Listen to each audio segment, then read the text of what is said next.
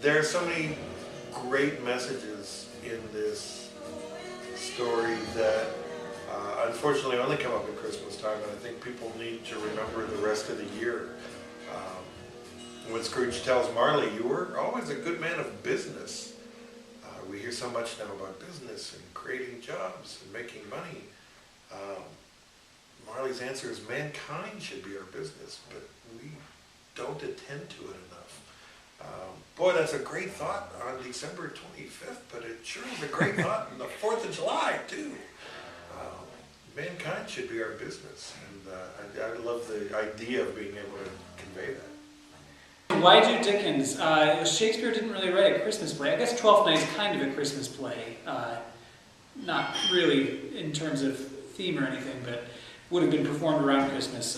But I've always really loved this story, and it may not be Shakespearean and is good 200 and some years after, but it's certainly, I think, kind of falls within that kind of classical literature, classical theater canon that people might expect from a Shakespeare company, and I hope we can do a little bit more of that. And not to venture too far outside of Shakespeare, since we've really only done 2 Shakespeare performances before this, but I'm kind of looking at things like Sherlock Holmes or even Jane Austen, and seeing ways that we can dramatize that and go into some classical literature to see how much further we can explore and how much more we can engage with audiences by doing things that might be, in some cases, a little more familiar than Shakespeare, and certainly everybody knows some aspect of Christmas Carol, whether it's just knowing that you have the character of Scrooge, and or I grew up and still regularly watch the Muppets with 2 young children at home. That's a favorite. But I've always really enjoyed this story and have really been enthusiastic about being able to tackle this. Scrooge, I have always considered Scrooge one of the iconic characters of literature, and always thought it would be fun to play him, but have always been too young to play Scrooge, apparently until now.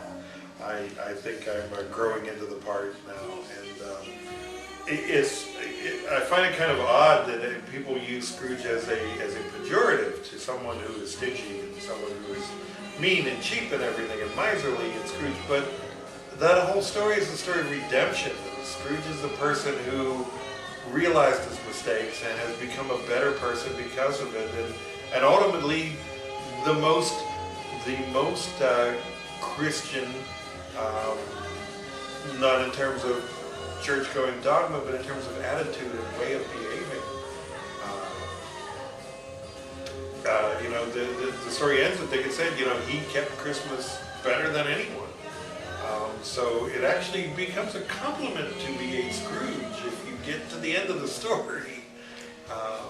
And I really just took the novel in document form and just kind of used that as a template, and just kind of went, okay, well, I'll just cut out said Scrooge or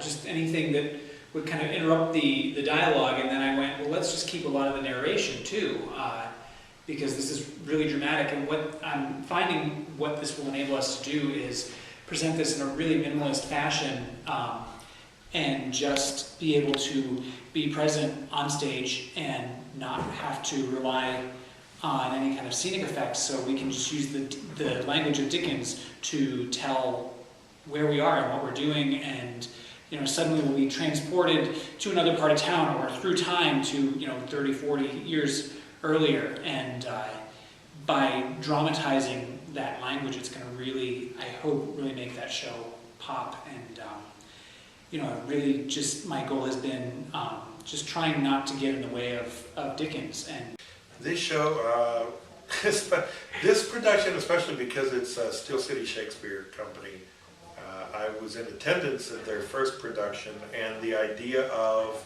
a very small cast, minimal props, doing what is needed to convey the story, but leaving the outer trappings to the imagination of the viewer, I think is a wonderful idea.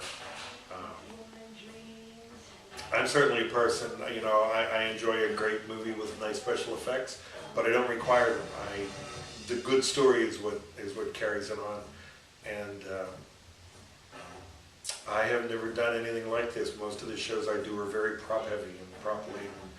I did a show recently that it took 2 carloads for 3 people with their props to perform the show.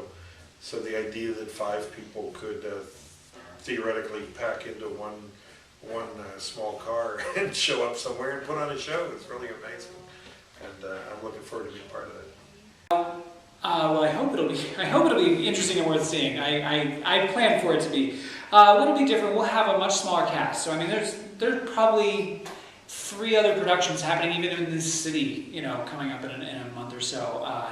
And ours will be different because we will not have a cast of 15 to 20 to 30 people. We will have a pretty small cast, and we will be doubling roles. We'll be doing a form of performance that I've come to call extreme casting, where we'll be doubling within scenes, where you might see someone as the ghost of Christmas Present, and will step out as, and I'm going off the top of my head here, stepping out maybe as Fred, and we'll just have to buy into that transition and engage our imaginations and invite our audience to play along with us.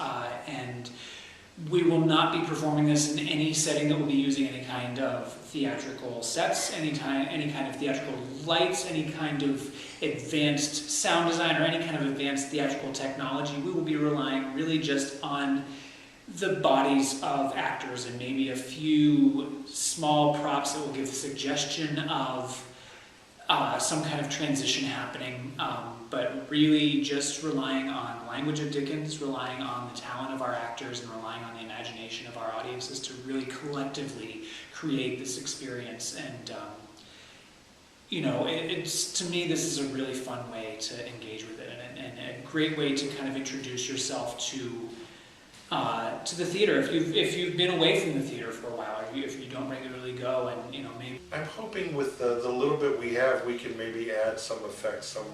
Illusions don't have to necessarily fool people so much as the idea is to